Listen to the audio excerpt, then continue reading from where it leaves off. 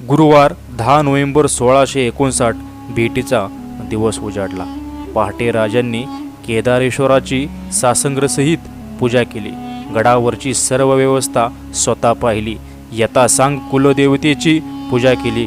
मग स्वतःची तयारी केली. अंगात चिलकत घातले, त्यावर जरीचा कुडता व अंगरखा घातला. डोक्यावर जरी टोप चढवला, त्यावर नेहमीचा मंदिल व त्यावरचा मोत्यांचा तुरा खोवला. एका अस्तनीत बिचवा ठेवला, एका हाताशी तलवार ठेवली. आपल्याबरोबर नेण्यासाठी त्यांनी खास 10 धारकरी निवडले. संभाजी कावजी कोंडाळकर, जीवा महाला, सिद्धी इब्राहिम, भानाजी इंगळे, कोंडाजी कंक, येसाजी कंक, कृष्णाजी गायकवाड, सुरजी काटके, विश्वास मुरंबक व संभाजी करवर.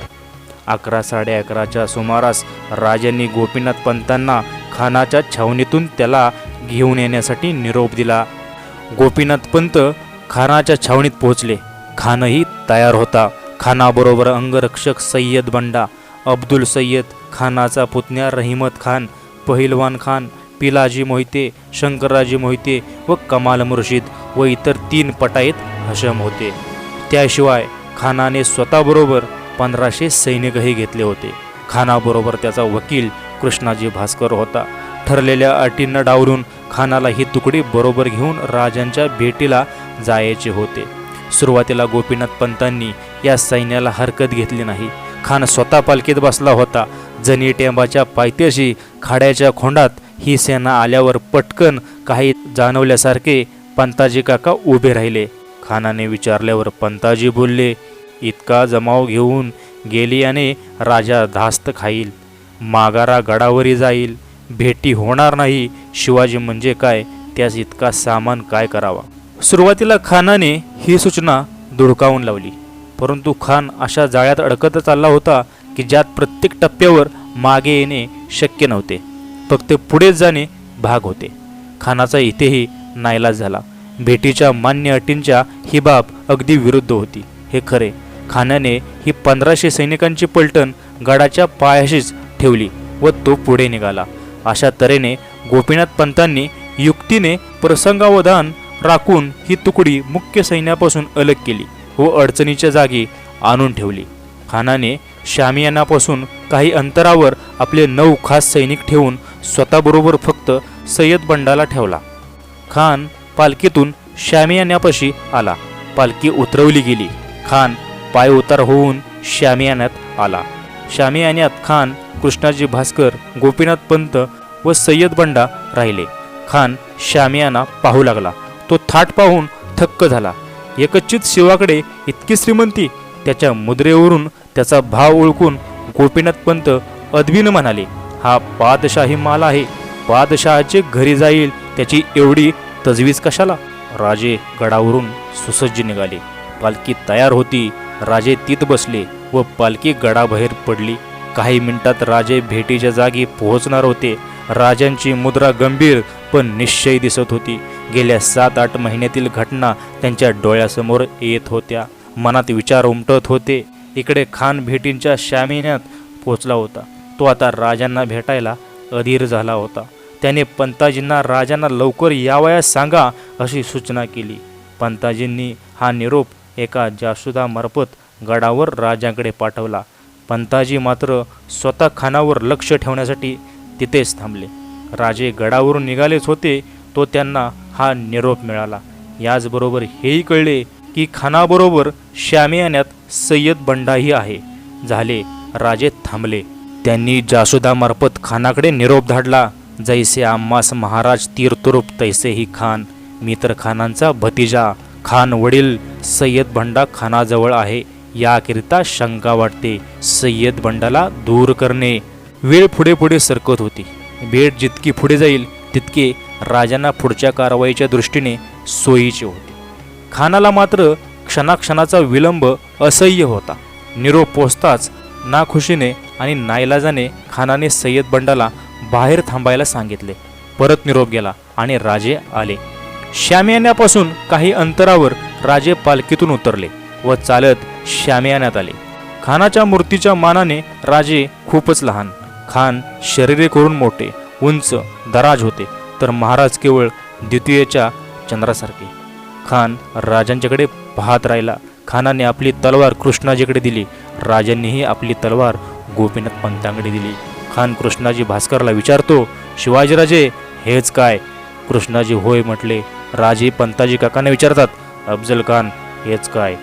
पंताजी काकांनी होय म्हटले. कृष्णाजी पुढे आला व राजांना म्हणाले, राजे आपण खान साहेबांना शरण जा. राजांनी चमकून पाहिले व म्हणाले, खान साहेब आणि आम्ही बरोबरीचे आहोत, आम्ही त्यांना भेटू. खानाने राजांकडे पाहून बोलायला सुरुवात केली. राजे तुमची ही गर्विष्ठ आणि उद्धट वागणूक सोडून द्या आणि संपूर्ण शरणागती पत्करा. माझ्या हाताने मी तुम्हाला विजापूरला घेऊन जाईन आणि बादशहासमोर मुजरा करण्यास लावीन आणि आमच्या प्रबळ बादशहाला मी नम्रपणे विनंती करीन. तुमच्यासाठी याहूनही अधिक वैभव मिळवून देईन. तुम्ही गोंधळू नका, घाबरू नका. या आपला हात माझ्या हातात द्या, या आणि मला आलिंगन द्या. खानाच्या चेहऱ्यावरचे भाव क्षणाक्षणाला बदलत होते. त्याला झाल्या गोष्टी आठवू लागल्या. तो बेभान झाला. हसत हसत तो पुढे झाला आणि त्याने राजांना मिठीच मारली. राजे कुचंबले. दुसऱ्या क्षणाला खानाने राजांचे मस्तक स्वतःच्या डाव्या बगलेत धरले.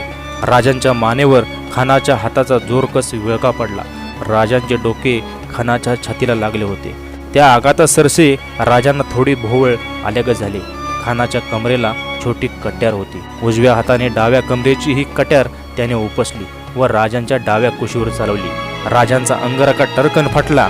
कट्यार खरवरली. आत चिलकत असल्यामुळे वार शरीराला लागला नाही. राजे भानावर आले. त्यांनी उजव्या हाताने आपला बिचवा उपसला व हे घे म्हणत खानाच्या डाव्या कुशीवर खोपासला व पूर्णपणे ताकदीने उजव्या अंगाला पोटात खेचला. खानाची आतडी बाहेर आली. रक्ताचा पाटच निघाला. खान प्राणांतिक वेदनेने कळवळला व ओरडू लागला, दगा दगा, याने मला ठार मारले, याला लगेच ठार करा. खानाची ही अवस्था झाल्याबरोबर खानाचा राजांच्या मानेवरचा हाताचा विळका सैल झाला. एक हिसका देऊन राजांनी आपली मान सोडवली व स्वतःला सावरले. गोपीनाथ पंताकडून राजांनी आपली तलवार घेतली. खानाने दोन्ही हातांनी आपली बाहेर पडू पाहणारी आतडी सावरली. तशातच राजांवर 1-2 वार केले व पोटावर शेला बांधला व झोकांड्यात जात जात तो निघाला. कृष्णाजीने मोठ्याने हाक मारून या भोयांना पालखी घेऊन पाचारले. कृष्णाजीच्या हातात तलवार होतीच. त्याने राजांवर वार केला. तो राजांनी अडवला व मोठ्याने गरजले, ब्राह्मणास शिवाजीराजा ठार मारणार नाही. आम्हास शिवशंकर हसेल. शहाजी महाराजांची आम्हास आण आहे की ब्राह्मणास मारू नको, तुम्ही दूर व्हा. परंतु तरीही कृष्णाजी राजांवर द्वेषाने चालून आला. तेव्हा राजांनी त्याच्यावर वार करून त्याला लोळवला. शामियान्यात काहीतरी गडबड होत आहे हे दुरूनच पाहून अतिशय चपळ सय्यद बंडा विजयसारखा धावला. बंडा शामियान्याकडे धावतो हे पाहताच दुसऱ्या अंगाने संभाजी गावजी व जीवा महालाही शामियान्याकडे धावले. बंडा हा उत्तम पट्टेकरी. तो प्रथमच पोहोचला व त्याच्या लक्षात झालेला प्रकार आला. तो राजांवर धावून गेला. राजे सावरत होते तोच त्याने एक कडवा वार राजांवर केला. याच्या क्षणभर आधीच जीवा महाला तिथे पोहोचला होता. राजे बंडावर वार करणार तोच जीवा ओरडला, महाराज याला मीच ठार करतो, येऊ दे त्याला. जीवाने बंडाच्या हातावर खांद्याजवळ इतक्या जोराने वार केला की त्याचा हातच खांद्याजवळ तुटला. शामियान्यात गोंधळ माजला होता. खानाच्या व राजांच्या अंगरक्षकात शामियान्याच्या आत व बाहेर चांगलीच खडाजंगी झोपली होती. राजे शामियान्याबाहेर आले, पालखीत बसले व मोठ्या त्वरेने गडाकडे निघाले. इकडे खानाची पालखी आली. खानाने आपले अंग धापकन पालखीत सोडले. भोयांनी पालखी उचलली व ते लगबगीने निघाले. संभाजी कावजीने हे पाहिले, मात्र तो धावला व त्याने भोयांच्या पायांवरच सापासप तलवार चालवली. भोई कोलमडले व पालखी दणकन जमिनीवर आदळली. संभाजीने पालखीत घुसून खानाचे डोके धरले व तलवारीने मान छाटून टाकली. ते मुंडके एका हातात धरून तो राजांमागोमाग गडावर निघाला. खानाच्या काही अंगरक्षकांनी त्याचा पाठलाग केला. थोड्या वरच्या अंगाला झटापट झाली. 2 अंगरक्षक मारले गेले. एक अंगरक्षक कमाल मुर्शिद शामियान्यातच मारला गेला. कार्य फत्य झाल्यावर लगबगीने राजांची माणसे गडाकडे झेपावली. त्यांनाही जखमा झाल्या होत्या. पंताजी काकांच्या दंडाला तलवारीची जखम झाली होती.